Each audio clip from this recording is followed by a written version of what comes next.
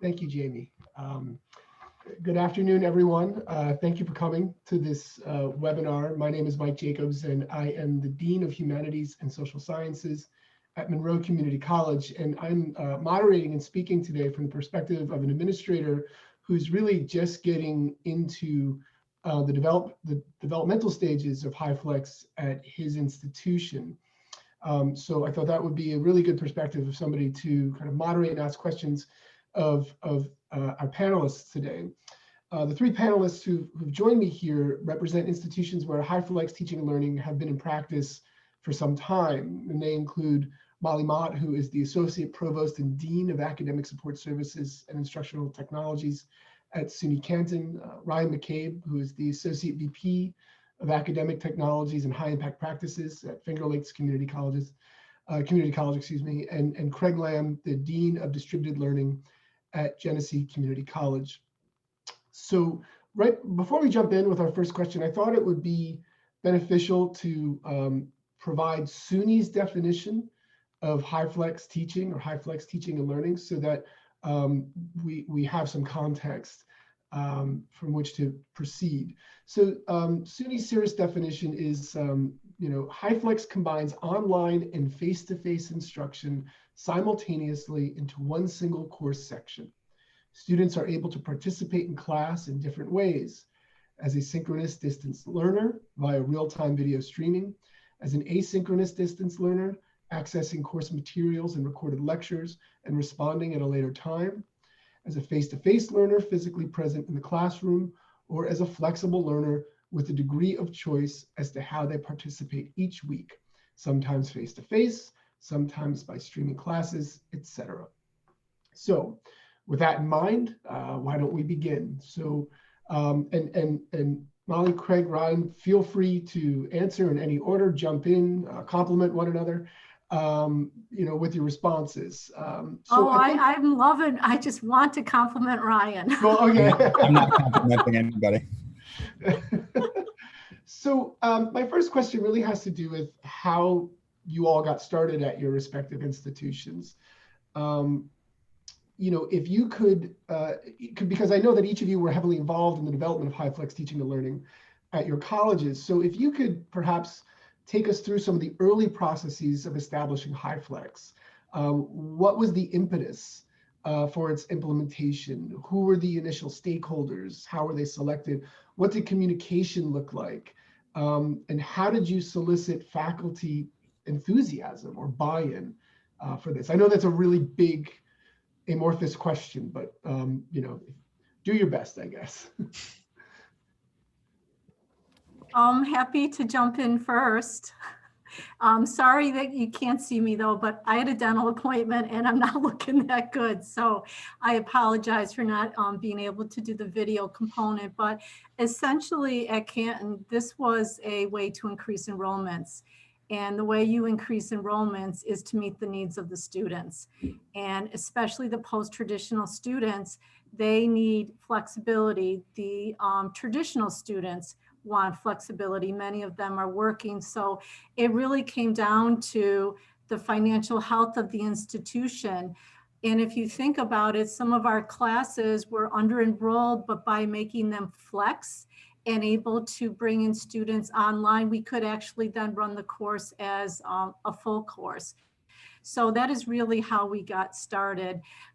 We piloted with a range of early adopters and interested faculty, and we encouraged those that actually taught online to be a part of the pilot because that's the easiest transition to make. We also dangled a learning space technician in terms of support, because one of the biggest concerns or worries was, how am I going to manage all of this technology in the class? And by assuring them that we have a learning space technician dedicated, it really kind of reduced that anxiety and more people were willing to put their toe in the water. So I'll stop there and I'll give it over to my colleagues to talk about how they started. I guess I'll go ahead. Craig, you can last but not least it on this one. So we started primarily because we were really interested in broadening our cybersecurity program out. And just going straight online did not seem like the best first step. So we have a fantastic instructor in cybersecurity who is nationally recognized for his work, but he's only one instructor. So by going with the HyFlex model, we were able to put him in a room where he has a few students, but then also broadcast what he's doing out to a larger audience that includes online learners, that includes students who are watching things from other courses possibly. The idea was really to try to replicate him as much as possible because he's so wonderful at what he does. And this was also kind of a 3/4 step towards getting this program fully online. Because what we didn't want to lose with this is the instructor and his presence. And I know that that can be replicated online, but for this instructor, it was super important that they had that ability to interact and to in real time with their students. And there are multiple ways to get at this, but we thought specifically for cybersecurity, this was the best way to go because it works out of a specialized lab. So all of the equipment that is needed is right there, and the instructor can help the students that are either in the room or at a distance, very easily and quickly. So GCC's history is a little bit of Finger Lakes and a little bit of Canton mixed together. We have a relatively long history of offering courses in a fashion that we used to call video link. So we'd have an instructor in a physical classroom on one of our 7 campuses, and then either students in different campuses could join that class live, or in recent years, students would be at home joining through Zoom or WebEx. And we found it as a way to bolster enrollment in some low enrolled courses, or in some courses where students just had a hard time getting to a certain campus location. In the last couple of years, we had pockets of faculty, primarily in our computer information systems and computer systems and networking programs, where they wanted to increase enrollment and really move beyond just students logging in remotely from class to class and having an asynchronous opportunity. That actually evolved into our paralegal studies program, which at the time was losing enrollment term after term. So they started to really move forward on much more of a traditional SUNY HyFlex definition approach, where you're linking the in-person, the remote access, and the asynchronous all together. And I'd say last fall, so fall of 2019, is when the college really dove in headlong with the programs that I mentioned, but then also moving into accounting, criminal justice, and ESL, which were areas where it was very much focused on enrollment and access for students. Many of our students have very busy lives, and having the ability to pivot at a moment's notice to either go to campus, join live, or maybe just go asynchronous was really the driving point for the faculty who dove headlong into this modality. And it's only compounded since, although obviously COVID has put a little bit of a wrinkle in our long-term plans. Thanks, Craig, Ryan, and Molly. I actually want to kind of just address one of the questions. It's an important question that came up in the chat, which has to do with implementation and structure. Understandably, in light of the pandemic, probably HyFlex offerings, whether in terms of scope or just in structure, are limited, right? Because you have social distancing guidelines. But you might say in the broadest, most flexible or most idealized sense, HyFlex affords the student the capacity to attend face-to-face whenever he or she wants to, attend online synchronous whenever he or she wants to, or attend asynchronously whenever he or she wants to in a given week, unit, semester. Is this what you practiced pre-pandemic at your institution? It seemed like, Craig, that's where you were or did you have certain limitations on its implementation? Yeah, so beginning in the fall 19 semester, any course that we designated as a high flex offering, and that accounted for about 25 individual course sections, students were made aware that they had control over how they engaged with the course. They could be 100% asynchronous, they could be 100% in the classroom, or they could move in between at any given moment. Prior to that, I'd say that we had sort of like a high flex light approach, where some of our offerings would be either in person in a classroom paired with a remote access point, but maybe that asynchronous component hadn't been fully fleshed out. Or maybe there was a fully asynchronous component with some required remote times that students could join. So I'd say many years leading up to fall 2019, we had different flavors, but I wouldn't call them officially high flex in any one of those terms because it didn't hit all three of those different markers. Mhm. Whereas in fall 19, the institution very intentionally said, if you're going to call it high flex, you got to meet these three standards. You have to have a fully built Oscar approved online course.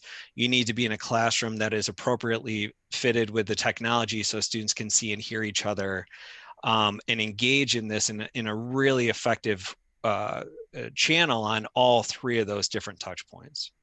Yeah, I would say at Canton, we followed the same trajectory. There was flavors of it, and those are basically the faculty we tapped into. And then we made, a line in the sand that you have to have all of these things to be actually identified as a flex course and instructor. So very similar experience. And what we started with really was what we call our synchronous classrooms, which is basically, which I know that Genesee has as well. I'm not sure if Canton does, but basically classrooms that connect one campus site to another campus site via video. And then we started to talk about, well, there's a whole other group of students that it would be super helpful if they could tap into this as well. And so that really kind of got the ball rolling towards high flex. And I think much like Craig, we had, high flex running as high flex in fall of 2019 and in the early part of spring 20. And then we've now worked into various forms on our campus. We have 4 classrooms that I would call kind of high-end classrooms that have, speaker tracking cameras, and the room is wired for audio and really meant to deliver a super high quality experience. And then we have 28 other classrooms where we have more of the Kia model. And that doesn't mean it's not good. It runs and it works fine. It's just not as advanced. And the price difference is, $30,000 for those bigger rooms, and more around the 3,000 range for the smaller rooms. And that has allowed us to, specifically with COVID, that has allowed us to broadcast out to more students, have our instructors in the classrooms if they wanted to be. Students could come in if they wanted to, socially distanced, of course. But as time wore on, specifically this semester, we found that students really started to trend away from showing up. As the numbers have risen, students have kind of moved on. And I also owned 2 Kias, so I feel like I can say that. I just want to echo what Ryan just said in terms of the different types of classroom setups. We initially started with some high-end flex classrooms because, faculty were more reassured by that type of technology. But as we are more involved in it, especially with the pandemic, many instructors aren't interested in being in the high-end classrooms at all. And so I think we're going to see less and less of that, and only used for specific courses or purposes, but they even want more flexibility in the lower end technology. So I want to kind of go back to one part of the first question I asked, which is about soliciting faculty buy-in. Because one of the things that I've been really careful about at my institution is kind of ensuring that faculty, don't feel pressured to Mhm. teach in this modality, but also challenging them to consider the benefits of a modality that for many individuals is completely foreign. And I wonder if you can talk about some of the strategies or challenges that you faced in engaging with faculty members who were perhaps really leery of what maybe they looked at as just another kind of pedagogical trend that is not is nowhere near as effective as kind of traditional face-to-face instruction. Mhm. Yeah, I can start with that, Mike. I think that select your pilot carefully, and they become your ambassadors. And so we had a range of people in that pilot. We had people that were tech savvy, people that weren't tech savvy, and different philosophies on teaching in Flex. And by tapping into them and then actually having roundtable discussions that we had them present on their experience to the rest of the campus, that really helped with faculty feeling like they were being engaged in the conversation because we weren't just glossing it over. I think the other thing we really supported was how this could make their life easier, especially giving them flexibility and that creative ability and even scholarship to capture their experiences. One of the things that really intrigued our faculty, though, was the fact we were looking to really engage our online students more. And by using Flex, this was a chance for online students, if they were able to actually then participate in live streaming and not just be asynchronous.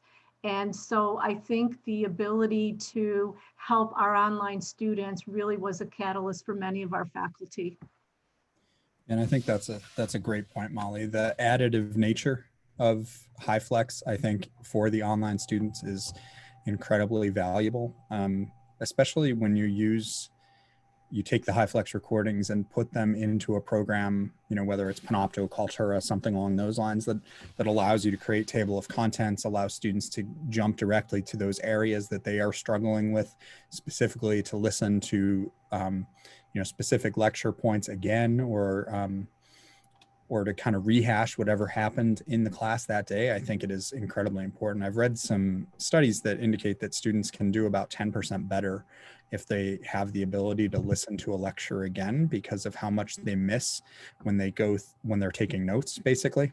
And so I really think it is that additive nature of HyFlex is also really important. And what we have found is that not only did it help some enrollment aspects and help some faculty make load, to be quite honest, we found that starting with cybersecurity was really a great place to start because we had an instructor who's obviously technically savvy, and you have students who also are relatively technically savvy. So that was really a good place to build some momentum for us. I would add one point, and I agree with a lot of what Ryan and Molly just shared because we saw a lot of those same things happen at GCC. I think one variable that is slightly different for us is that I am so fortunate to have a lot of full-time faculty who already teach online courses, fully online courses. And so to begin conversations with them about what HyFlex was a very different discussion than having a conversation with a full-time faculty member who's never taught anything online. And the way that we are structured here at GCC, the full-time faculty member working very closely with Judith Littlejohn, who I know many of you know, they basically they build their own online course, they retain the rights to it. So when you have a conversation with somebody about moving into this modality, if the asynchronous component is already sort of done, all the boxes have been checked and ready to go, it's not as much of a departure from getting from A to B as it might be for someone who's never taught online before, or who maybe has never developed a fully online course, an asynchronous course. And I think that was one benefit for us. So, some of these conversations where they would move very quickly, especially with our accounting and our criminal justice faculty, because they've had a long history teaching asynchronous courses already. The other piece too is leading up to our fall 19 term, when we really tried to dig into the true SUNY definition of HyFlex. We pulled together a HyFlex learning committee, primarily composed of online faculty interested in the modality, our instructional designer, and other key players, so that they could craft documentation, manuals, information about what it takes to get from start to finish. And the charge was co-led by a faculty member and our instructional designer. So when that information was shared out around the campus community, it wasn't viewed as like, you know, the big bad dean or an instructional designer or somebody on the staff side of the house pushing an agenda. It was really a colleague was part of this process, and several colleagues were in the building process of these manuals and these procedures, and it was received very, very warmly as it was distributed. Thanks all. Yeah, I think you hit on a couple good points, and that is having champions, well-respected faculty, experienced faculty. Having those champions and ambassadors can really escalate your implementation.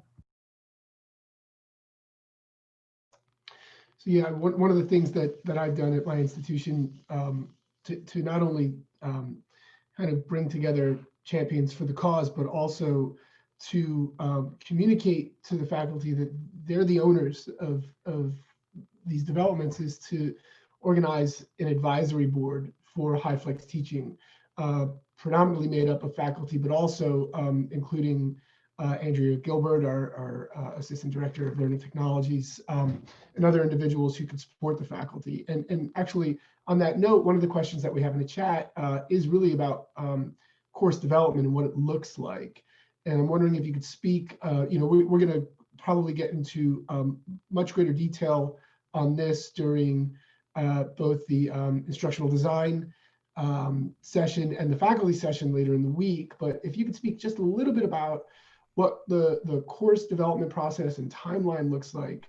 You know, the person who asked the question was actually from my campus, Terry Keys, says that he thinks that he heard that most of the courses start with those that were fully developed as online courses. So if you could speak to that a little bit. Yeah, I you know, echoing what was said earlier, that's why it's so much easier to have an online course, because it's gone through the course development process, and we parallel the same quality assurance with the Flex as we do our online courses. So I think that's key. Yeah, I know for us, we tend to run two different processes. If somebody has a fully built asynchronous course, they will work very closely with Judy Littlejohn, our instructional designer, and it's really fine tuning that product to align with HyFlex. In some cases, it's just minor revision work. In some cases, it's a little bit more intensive, and it could take, you know, I would say ballpark anywhere between 1 and 3 months, depending on everyone's availability. In some of those situations where a faculty member is building the asynchronous leg of the HyFlex offering from scratch, we really like to start the process, best case scenario, with one full term to work with, one full term in advance. If we have more, great. But you know, we usually find, especially with an instructor who might be new to the online teaching and learning realm, having a full semester gives us enough time to really get them up to speed on all the complexities, go through the full course development process, and then really help to make sure that their delivery is where we want it to be as an institution. Yeah, you know, one of the things I was thinking about as you were just talking about having that full term ahead, and I'm sure the instructional designers will speak to this later in the week, but having faculty understand that it's not just about video streaming for an hour or two, and actually really being thoughtful about how they're using the video, how they're chunking it, how they're engaging students. It's not just putting a camera on you to satisfy the online point. So I think we had to get ahead of that, and that took a little more time with some faculty, but we wanted to definitely give them a heads up that attention needed to be given to that. Yeah, and I Yeah. think there. Oh, sorry, Oh, Craig. go ahead, Ryan. Go ahead. I was just going to say that I think that what we're probably starting with an online course 85% of the time or so. But what's really important is even when you're starting with an online class, you don't want to just slap lecture material, hours and hours and hours of lecture material on top of a fully asynchronous online course. Hopefully your asynchronous online course is meeting the appropriate seat time requirements as it is. So what you don't want to do is create a course and a half or double course or anything along those lines. You want to ensure that you really have a good flow, and that may take, it may take you a semester of kind of tweaking and going through it to ensure that you have the right mix there. But what you don't want to do is then be delivering content in lecture, then also be delivering that same exact content through readings, and also be delivering that same exact content through YouTube videos and so forth. And I think sometimes it's easy to fall prey to that because you're just taking your asynchronous course and then putting lectures on top of it. It really needs a thoughtful perspective on its design with the help of an instructional designer, even if you have that fully asynchronous online course when you start. And I was going to make two quick points, one of which Ryan just captured perfectly. The other was some conversations that we've had with faculty about not being solely reliant on a class recording as your primary mode of content for the asynchronous leg of the HyFlex experience. We had a lot of faculty that would say, well, I'll just record the class, post it, they watch it, that's all they need. And we would say, well, what if the file gets corrupted in some way? How do they get a replacement for direct instruction to satisfy the asynchronous piece? And you could tell the wheels would start turning with some of the faculty members and really thinking through all the complexities of carrying all three of those components at the same time. Yeah, and to add to that would be the AD compliance. It's pretty front and center. And I think it's much more something faculty need to be aware of when they're teaching Flex. And we notice a lot more engagement with accessibility when we had faculty teaching Flex and designing those courses. So I'm seeing a few questions in the chat regarding faculty support and development, right? What kind of resources you're using or you're allocating to faculty to help support in the development of these courses, because it is extra work, right? With like everything else. And I do want you to speak to that, but I'd also like you to speak to the prospect of this being extra work for faculty, and not just development, but also facilitation and teaching. And one of the things that I think about as somebody who taught online for more than a decade is how you try to develop or deliver a level of engagement for your asynchronous students that's commensurate with that which they receive either in the class or synchronous. So for example, if you have a student who's attending asynchronously for any given week, and you want to, there are things going on in the classroom, group work, discussion, all that, that contribute to the participation grade.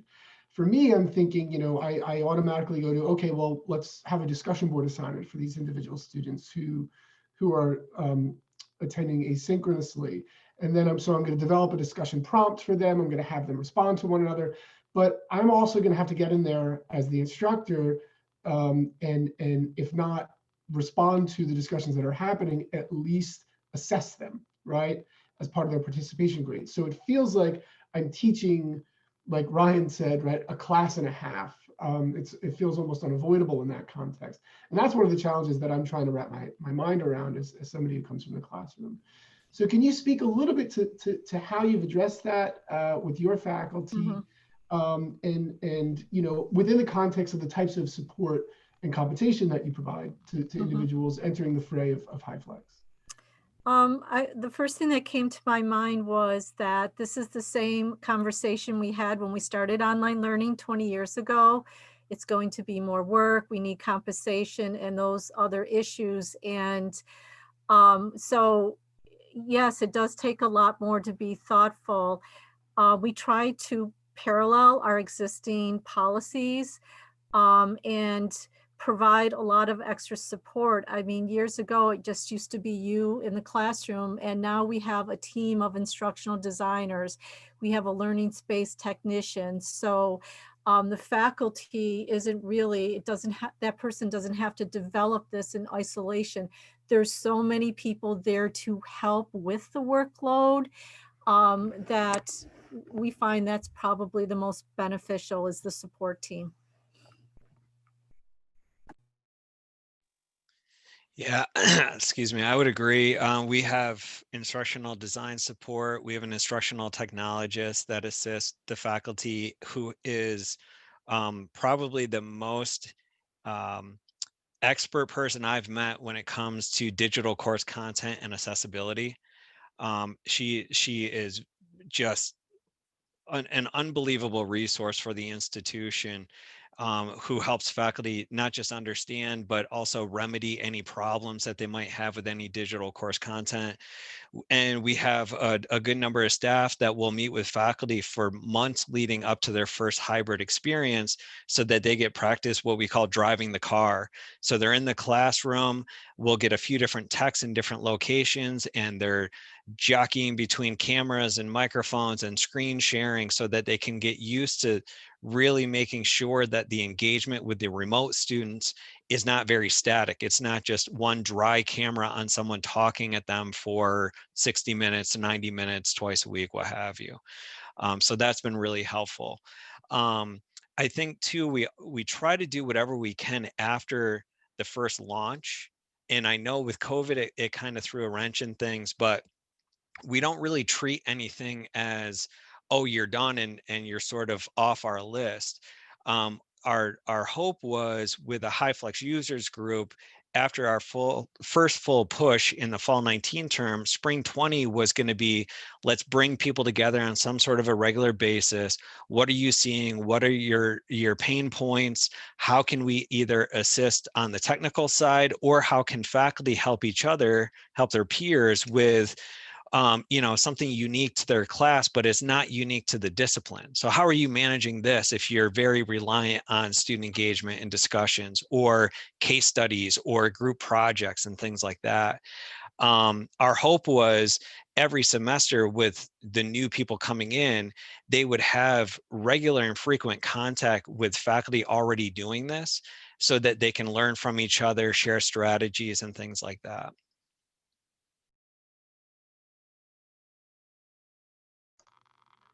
So I was wondering if you could speak a little bit about how you're assessing the efficacy of your HyFlex courses. What does your assessment strategy look like, and what do your success rates look like for these students? So our success rates are basically splitting the difference between our online asynchronous success rates and our face-to-face success rates. So about 5% lower than face-to-face, but 5% higher than asynchronous, because we have about a 10% difference between those two modalities. As far as assessment goes, are you talking like educational assessment? I mean, from that regard, we're kind of using the same key assessments and all of that information, regardless of the modality. So, we have not been through a cycle on those HyFlex courses yet to understand whether, to ensure that they obviously are meeting their approved outcomes and so forth. But by all student responses to the modality, we think that it's going quite well. Yeah, and I would say that we hang our hat on the student learning outcomes of the course. That's really where, the focus is. And so if one course is having poor student learning outcomes, regardless of the modality, we're going to look into it. But that's really how we assess our courses. Yeah, and I'd say we're on the same page. Our course completion rates are comparable, but I'd be the first person to say that It's too early for us to make any definitive statement that it's above, below, or on par. You know, we really have one true term, which is fall 19. I really don't want to take any data for fall or for spring 20 as a guiding trend, just because COVID threw so many things Mhm, through the ringer. mhm. But you know, anecdotal data from students seems to be positive. End of term course surveys from students seem to highlight a lot of what we're talking about, where students really enjoy the ability to choose instead of having to be forced into one mode over another. But I think we're going to need a little bit more time before, and I think anybody at my institution could come out strongly and say, you know, here's where things stand. In terms of the course learning outcome assessment, it's wrapped in with the standard process, and like Molly, I don't think we've gotten far enough through the cycle. I think what's interesting is so much of the points that we raise are the similar points we raised, like I said earlier, years ago when we started online learning. And um, we find we found then that as more faculty got used to teaching the modality, our comparison success rates started to mirror our face-to-face. So I'm going to make the leap and hope that as faculty get comfortable in Flex and, you know, hone their instruction and their design, that will actually improve student learning outcomes, and we'll see the similar trend as we did with just online. So Craig, you made reference to the ways in which COVID-19 have really affected everything, including success rates. And so, you know, in the master narrative of kind of, you know, assessing the effectiveness of anything, this seems, you know, this time would probably be an anomaly. That said, you know, we at my institution, we're entering into a HyFlex pilot next semester, right? In the middle of this pandemic. And so we know that we can't explore it to its fullest extent, Mhm. you know, because we can't just say, hey, whoever wants to show up to a face-to-face class on Monday can do so, because if all 25 or 30 students show up, obviously, we're in a whole heap of trouble. So we had to start thinking about, you know, how do we structure these courses? How do we decide who gets to attend face-to-face, who's attending online, who's attending synchronously or asynchronously? Can you talk a little bit about how you tackled that issue? I Yeah. Oh, go Oh, ahead, Craig. no, go ahead, Molly. Go ahead. I think that was the toughest issue to tackle, was the attendance policy. And it really kind of, I always say there's the thing and then there's the thing about the thing. And when you talk about saying, well, the student is going to choose when they attend, that really bumps up against, you know, philosophies and beliefs in teaching. And we had, you know, faculty that were very concerned that they could not, deliver the content they wanted if they weren't assured the student would attend face to face for a certain cohort. And so we spent so much time talking and discussing really what flex meant, and that is the student choice, and what the attendance policy does. So if you are going to mandate attendance, you may be incorporating elements of flex, but it's not a course you're going to put on the class schedule as a flex course, because it's not going to meet that definition. But it really brings up pedagogy, beliefs, and you have to create spaces for faculty to share that concern and talk through it. Oftentimes, one of the worries that we heard was, what if everybody shows up? And then we're not going to have space face to face. Or conversely, what if nobody shows up and I don't want to talk to just a screen? And so there's kind of those extremes. And it really took faculty that had done the flex to talk about, you know, it's more about creating engagement and participation opportunities with the peers and with the content. And it really does kind of flush out. A couple kids will show up. It's not the extremes that we expected. So, but you have to give space for people to express those. And it definitely brings up a lot of other pedagogical discussions.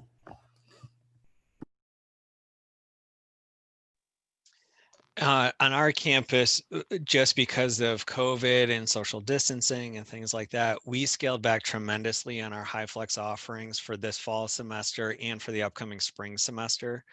And the very, very small number of sections that we do offer, we're doing it in a way where we're trying to commit to, yes, you will have a face-to-face offering if that's the way that you choose. But we're drastically limiting the number of seats that students can enroll in. So we're almost taking like a cross-registration approach to it, where students would have two options. One would be an on-campus option, one would be a remote option. And we would assume that we would have a seat for a student if they sign up for that campus-based option, but they would be able to go to the other modalities.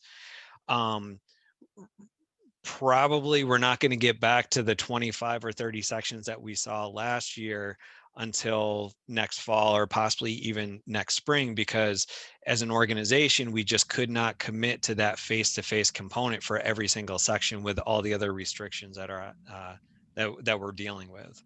Mm-hmm. Yeah, we started out limiting the sections as well, and then we moved away from it eventually. I want to talk a little bit about concerns regarding privacy and property rights as they relate to the goings-on of the classroom and course development. As an administrator, as a dean, I found myself for the first time in all of the years as an administrator, chair and so on and so forth, observing a lot of recorded Zoom sessions, right, of courses, and online courses as well. And one of the things that I think about is how students feel when they're being recorded in a particular class. And I know that a lot of proponents and a lot of practitioners of HyFlex teaching do record some or all of the kind of synchronous portion of class to be posted for the viewership of or the viewing of the asynchronous participants, and really anybody. And so I'm wondering if you've come across issues and concerns in that particular respect, because I can imagine that there are students who don't want to be recorded, that there are students who might not participate to the extent that they normally would, being recorded, might not share, might not feel free, might not feel that they're in a comfortable learning environment to be wrong, right? Or to share ideas that might be unpopular. So how has that played out at your respective campuses? So when I actually started to think about these things, I actually did reach out to Canton and reached out to Molly. And she sent over some information that they had come up with related to some of the student privacy concerns. But I will say, luckily, so far, we haven't had any major complaints from students because we are giving them that option to just go online or watch it recorded. The students aren't being forced into that classroom environment where it is being recorded. So allowing that flexibility, I think, has given us a little bit more leeway maybe than I expected. Mm-hmm. Yeah, we actually, similar to Ryan's experience, we haven't really heard that from our students, but we initially heard it from the faculty who were worried that students were going to take recordings and post them. And so that was more of a concern for our faculty than our students. Yeah, and we actually had a bigger issue with faculty wanting to use recordings outside of the class. So it's like, oh yeah, I just had this great discussion and I want to use it for another class next semester. And we had to engage them in conversations about, no, you can't repurpose a class unless you get all the students express permission and things like that. But so far, I don't think we've seen or heard any significant issues from the student side of things. I think our faculty are very, very good right at the beginning of the class, and in many cases before the term even begins, to say, if you will be joining a class live, I will or will not be recording my class. I may or may not be asking you to have your camera on. And they sort of set the ground rules. I think we're starting to see more and more faculty, because of just more remote learning taking place, wanting to get more of those parameters out to students ahead of time, just to head off the barrage of questions that they get in the first couple of weeks of the semester, where it's, well, is an avatar okay? Is a picture okay? Do I turn my camera off? And all of that. But like Ryan, we've been pretty lucky so far. No major issues that I can think of off the top of my head. Well, you just brought up a really good point, Craig, because the syllabus now is so important for faculty to include this type of information in and expectations. So when we're working with faculty designing their HyFlex, we actually will share with permission other faculty syllabi that they're using for Flex. And I think that's been helpful to kind of relieve the anxiety and to make sure everybody's on the same page with expectations. Syllabus rules. And I would imagine too that there's a kind of disciplinary or pedagogical implication in the decision of whether or not to record a particular course. I mean, I could think that, for example, having, my background is in English and teaching writing and studying literature, I can imagine, in a creative writing class where people are sharing some of their deepest, kind of lived experiences, right? That the faculty member would be savvy enough not to hit the record button.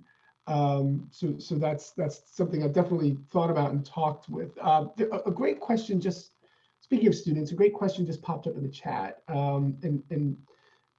It says, are student voices being solicited as a component during the design of these courses? So when you were in the developmental stage for courses, did you kind of intentionally go out there and try to get input from students as a means of being as successful as you could be?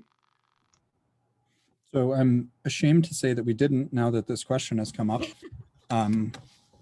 But I mean, we did take a look at some, obviously the assessment data for the courses that we were shifting to this modality, and also student evaluations. But I think that is a fantastic idea and something we will start to do in the future, specifically students who may be in the programs that we're looking to move more to HyFlex as a full program, as opposed to a one-off course. Yeah, I'm with Ryan. We do hang our hat though on the student evaluations regardless of the modality. And hopefully, they're meant as medicine for the faculty to improve their courses. So we hope they're used. I've spoken like a true administrator. And I'm very much with my colleagues, but I will say that the faculty who did move into HyFlex early on, they're coming from programs where they have very, very close relationships with their students. Oftentimes, these are programs where the faculty are also the students' advisors in the program. They're also, they have a club advisor, student group relationship. And so although it wasn't built into the process and it wasn't a direct connection to student feedback, I think the faculty came with a lot of student feedback as they approach the development and design aspect of their work. Yeah, the faculty that piloted Flex initially for us constantly asked their students for feedback, constantly, because, they're the engaged faculty. And so they really drove that ship on quality. Well, I am just about out of my own questions. So with the 8 minutes, I would open to the wonderful audience here. If you have any more questions for our great panelists, please type them into the chat, and I'm happy to read them and continue the conversation.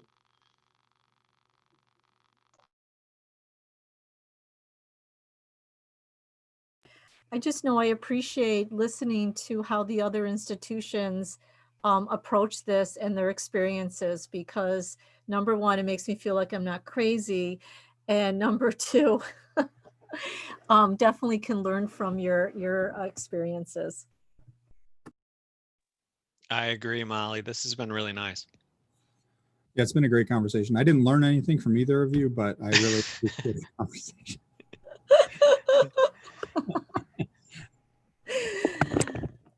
I'm recording that, Ryan. I was just about to say that, Molly. That is recorded for posterity. Yes. Yeah, and I really want to thank everyone as well. It's like I said, as somebody who is really just still in the very early stages in development. This has been enormously helpful.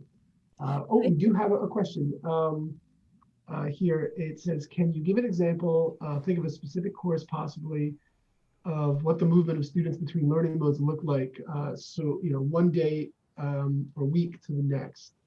Can you, I guess that's pretty self-explanatory. So what, I read that question a minute before you asked it, Mike, so I'm kind of ready to answer it, I think. I think what we found, so over the course of the semester, we found less students showing up face-to-face. So they became more comfortable as the semester went on. But on a week-to-week basis, really, it was a bit of a crapshoot, to be honest. We would have, some students who had medical appointments or other things that they needed to take care of, childcare responsibilities, and this allowed them the ability to not get behind in their class and to work on that stuff at a later point. And that was, I think really, when you hear those stories from students who have went through that, I think is really where you see the efficacy of this model. It's not the right thing for everyone all the time. If you're an adult student and you haven't been in college in a while, this does offer that ability to come in and get your toes wet, in a sense, face to face again, get back used to the college environment. And then, maybe you decide that it's time to move back online and have that flexibility and get back some time with your family and in your household. And I think that that has really been the most inspiring part of this for me, is the students from the stories from the students. And I think when you talk about that, Ryan, what comes to my mind is it used to be the faculty were more in control and had the choice, with the attendance policy. And now with this modality, it's the students have a choice, and that can, be a little tension or take some time to work through, much like online learning. Initially, all of a sudden, students had more control of their learning by accessing it at different times. So I still think that there's a tug and pull with that comes up in this. Yeah, I would completely agree with that. And I'd also add too that at least for us, we're starting to see more traditional age students with non-traditional lives. And I think we're going to see that younger demographic potentially align themselves more with these types of offerings in the future, because I think we're going to start seeing more students of a younger generation who don't view their primary role in life of that as a student. You're going to see the 19-year-old who's a full-time worker, who's going to be a caregiver for their parents, who are going to have obligations in their community, where education might be second, third, fourth, fifth on their list of priorities. And HyFlex will help those individuals out if they can't get to campus 4 days a week. And I think those life commitments are just as valuable as some of our what we tend to fall back on for our non-traditional learners with their families and their jobs and every other life commitment that they're managing. Yes, it all ties back to enrollment. Students are going to enroll when the college meets their needs, and the needs are changing and the students are changing. Yeah, our instructional designer, Judy, who many of you know, she always says, are we student ready or are we asking students to be college ready? And I think it's a different way to look at how we're going to approach the future generations who are coming to us.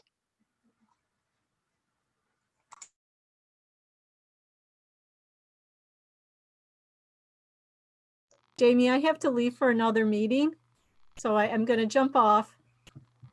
Thanks for joining us today, Molly. We really appreciated Thank your you, input Molly. today. Thanks, Thank Molly. you. And I think there was just So, one more question up there, just above Michael Weingart's question from Deb Spiro. If there's been any data Yeah, collected. and I think it's specifically about data collection as it relates to student movement between the three, I guess, modalities within the larger mode. Yeah, we have not done any of that data collection. We have not, and we were literally just talking about it right before the session started. How do we know the student who's in one modality one day and another the next and a third the next? So I think that's definitely part of the assessment that has to be considered going forward. Yeah, Paul, I think both Ryan and Craig are indicating it's important information to take a look Yeah, at. I think the concern that I would have there is just you have a faculty member already is trying to manage an in-person, an out of the classroom group, get the technology going, get class started. How much time do you want them to spend, marking down where students are? If you feel like that's not a big burden, if you have a seasoned faculty member, then I think that's fine, but it's not something I would most certainly want to push on someone who is brand new to the environment. Great. All right, well, it looks like we're just about at time. So I want to thank our three panelists, one of whom had to just leave, Molly Mott, Ryan McCabe, Craig Lamb.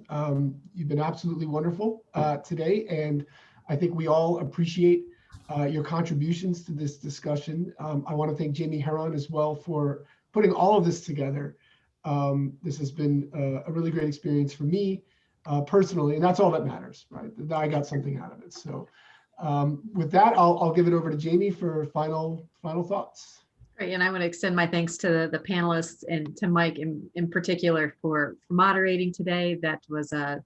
It was great to have someone who could look at it from an administrator's lens and ask their fellow administrators these questions. So thank you to all of you for attending today. I want to encourage you, if you haven't already, register for the remaining sessions on Wednesday, Thursday, and Friday. And be aware that the recording of this particular session will be up on the registration website there as well. So if you want to, rehash some of it, if you want to make sure that other people on your campus are exposed to this information, please feel free to do so. So thank you to everybody, and hopefully we'll see you all tomorrow. Take care. Thanks, everyone.